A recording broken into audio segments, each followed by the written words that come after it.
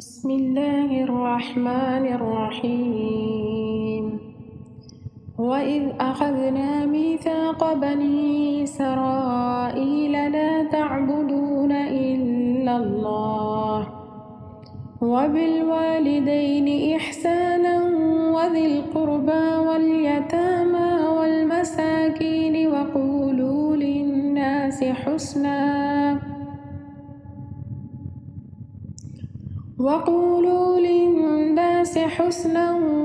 وأقيموا الصلاة وآتوا الزكاة ثم توليتم إلا قليلا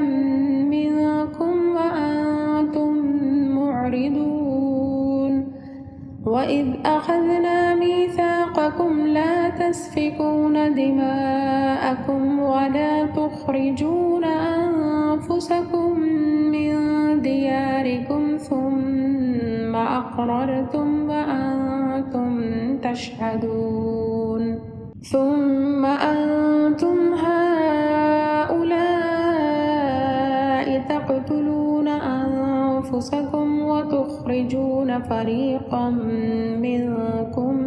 من ديارهم تظاهرون عليهم بالإثم والعدوان